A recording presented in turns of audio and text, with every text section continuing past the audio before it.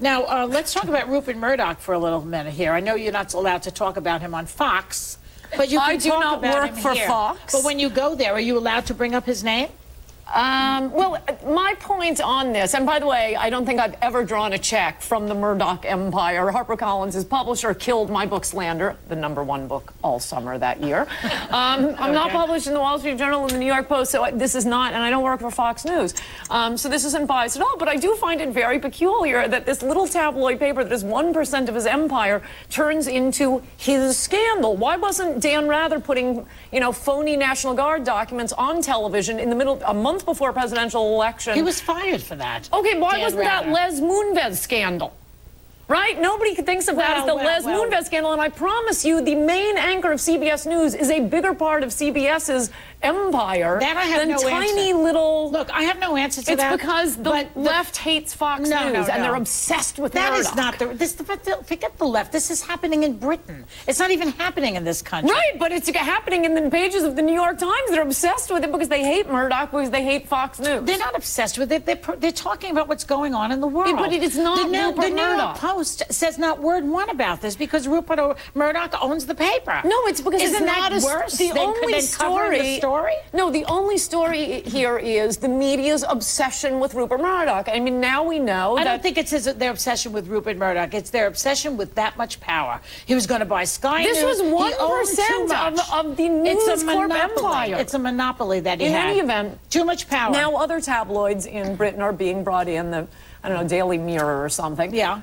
Who owns the Daily Mirror? Do we even hear about that? No, it's only because it's Murdoch. Well, 1% of Murdoch's they made the mistake of hacking into the phone of that dead girl. As did that dead girl's family. And the New York Times has printed hacked phone calls back 15 years ago when some union goons hacked into Newt Gingrich's phone call with Republican leadership, and they printed it on the front page, and their lawyers defended printing this hacked phone call. Listen, we're talking about now. If you want to go into history with this tit for tat on every side, we're talking liberal about position. Right now. History begins today. Well, your side are exactly the ones that don't like us blame George Bush for all the misery that we're in this country, which of course he's responsible for. No, but I think it's fine for you to say George Bush initiated a lot of stupid spending programs, i.e. prescription drug care, something my newspaper, and by the way, all my friends attacked him for 8 years. I agree with that. That's what about conducting a war without any tax increases? They've never heard of that in this country before. Well, because Didn't that take us into the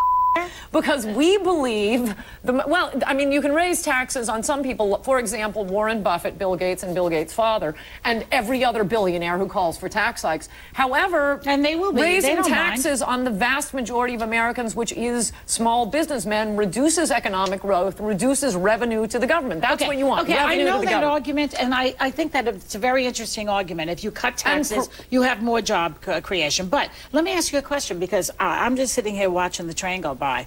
How come in the past 12 years there has been no job growth? We've had the lowest tax rate for everybody in the past 12 years. Why? Well, there's one place. So where are the jobs? Jobs are growing like mad in Washington, D.C., and their salaries are all going up. But you're not answering the question. I am answering the question. That's what Obama is doing. He's increasing the size of government to the exclusion of the private sector. When you're sending out $1 trillion to that doesn't make sense to me. That doesn't make sense. If you're saying that you cut taxes and therefore you have job creation, there has been no job creation in the private sector, even though all those companies have the lowest tax rate in the history of this country since 1950. Well, there are other things that can hurt job creation, like endless regulations, like a 2,000-page health care bill that's going to have...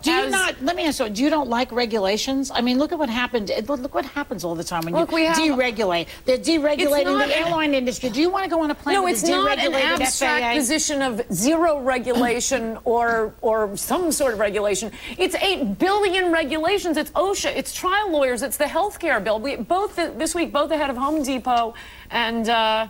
who was the other one? Oh, Steve Wynn saying we couldn't have started these businesses when we did and employed all these people and became multimillionaires. But is there nowhere because there are too many middle? Regulations to... Well, that's what I'm saying. It's way too much for moderate thinking. I don't think that there's moderate thinking going on in the country right now. No, of course we want some regulation, but it's insanity now. You can't start a business without... It seems to me that all the deregulation that went on during the past 25 years is what brought us to the brink of disaster economically now. No. You're talking about what, like airline deregulation? Suddenly airline prices come down? The banks. Let's talk about just the one massive increase in regulation that we got from Obama, healthcare. How would you like to start a restaurant trying to figure out how much you're going to have to pay for each employee's healthcare? It must really tick you off, though, that he got that healthcare legislation through. I think we're going to repeal it. Truman tried it. Eisenhower probably tried it. No one has ever been able to do it. He did it. That must bust your chops. And look at the great things it's done for the economy. Well, we don't know yet what it's going to do for the economy. No one can start a business because they can't deal with it.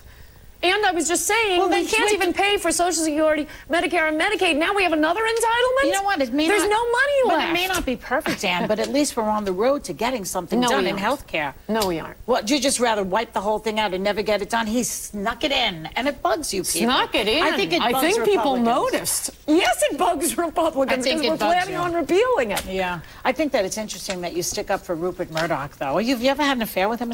What do you think about... What about the... But I'm not. I'm saying it's madness of the mainstream media because they are obsessed with Fox News. Can I just say something to you? The fish stinks from the head. Okay, I gotta go. It's 1% of his empire. Thanks for sticking around. You know, I'm holding you responsible for You're just the greatest on this show. The book is called Demonic. Hello, the liberal mob is endangering America. Yeah, right. Okay, we'll be right back.